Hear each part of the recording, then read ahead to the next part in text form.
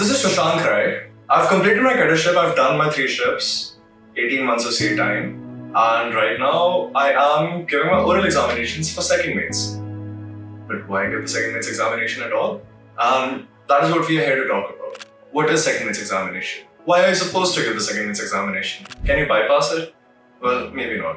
And how tough it actually is. Well, I have given my written examinations and currently I'm preparing for my oral examinations. So I consider myself to be qualified enough to maybe give you a few pointers here and there to like help you on your journey when you're transitioning from a deck cadet to a qualified officer, right? So here you go. But what is the hierarchy on board? What are the ranking systems? What are the different departments that are on board? And how are you supposed to get to those ranks? Well, everyone when they're coming to Merchant Navy, they aspire to be the captain of the ship. And why wouldn't they? A captain, it's a very prestigious post, and also putting captain in front of your name or your surname just sounds really cool, right? So my name is Shashank. Wouldn't Captain Shashank sound really cool?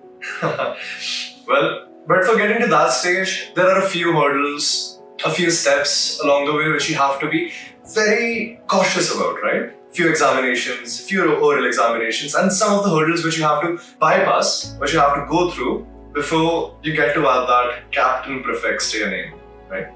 So one of the first challenges or rather one of the first hurdles which comes your way is the second mate examination. It is a difficulty which is only unlocked after you've completed your cadetship, which is 18 months of sea time for a DNS cadet and 12 months of sea time for a BSc cadet, right? So after completing a cadetship, you get to give the second mates examination, which are the promotional examinations for going from a deck cadet to a third officer and then to a second officer. Second mate exams includes the following: writtens, orals, and the signal exams. For written, the following subjects are: you have terrestrial navigation, you have celestial navigation, you have meteorology, you have bridge equipment, you have cargo, and then you have ship stability, right? So I'm not going to be talking about the passing criteria or what you have to do to clear these examinations, because then again the topics are vast and most of the times your passing is dependent on a bit of luck. Obviously you have to prepare very, very hard because there are so many topics which you have to cover, so many tests which you can give, so many ways in which you can prepare for the exam, right? So we are not going to be diving in all of the ways in which you can prepare for the exam, but let's proceed further. For orals, you have 3 functions. Function 1 is celestial, meteorology, and bridge equipment. So you have these subjects which you have to prepare for in like vast detail, and the passing for this is usually 7 questions out of 10 questions which are being asked to you. Function 2 is cargo, for which the passing is around 6 questions out of 10. For function 3 is stability, and in this also your various publications, your various codes and regulations are included, right? So for this, passing is 6 out of 10 again, right? For signals, they will ask you the Morse code by flashing the lights, right? So the lights will be flashed to you, and then you have to note down of like what Morse codes are being flashed to you. Again, you will learn much more about this when you're preparing for your second mates examination or when you're doing your second mates 2MFG course, right? Now let's discuss how tough it is. First, written 6 subjects are there which demand a lot of practice. You need to give special preferences to subjects like terrestrial navigation, celestial navigation, and stability from the starting of your functions. So practice them more, right? For orals depend very much on your hard work. As I already told you, even the sheer magnitude of the topics that you have. It is very easy to feel very overwhelmed in these situations, especially when you're preparing, right? So how do we avoid that anxiety? How do we make our chances better for ourselves? Obviously, luck plays a major factor in everything, but it is your hard work and intelligent work which makes the difference, right? Orals depend on your hard work as well as your luck. In fact, I would say luck more. Surveyors can actually ask you anything because of the 10 questions that are asked to you from the topics that you are supposed to revise from. The questions can be very random.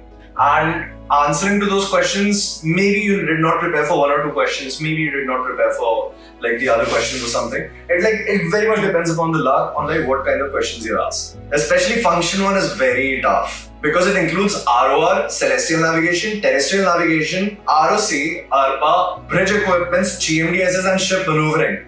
Each of these subjects in and of itself are very vast, right? So this is the most important function regarding second mates, so surveyors would expect you to know that thoroughly and won't give you any mercy at all. There are no mercy points in this. There is no mercy in this. The surveyors are ruthless, and you have to prepare to your finest and pray to the gods that the luck is to your side, right? For signals, the exam is conducted by flashing the Morse codes in form of lights. You have to identify the lights and write it on the paper.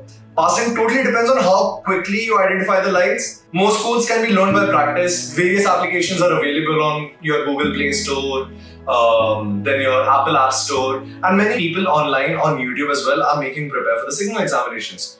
In addition to that, there are many offline coaching which are available to you, especially from the people who are teaching signals to you in your 2MFG classes. So you can appear for that to better your chances of clearing the examination. So that is about the signal examination, that is about the oral examination, and that is about the written examination. To excel in the second mate examination, the DNS cadets must and need to develop good study habits, right? Time management skills and effective communication abilities. It's also important to stay updated with all of the latest regulations, all of the latest industry practices which are going on, so keep yourself up to date. Passing the second mate examination is a significant achievement that opens door to greater responsibilities and opportunities in your life and your seafaring career. So DNS cadets and BSc cadets, keep studying, keep practicing, stay focused on your goal, and best of luck to you, my friends.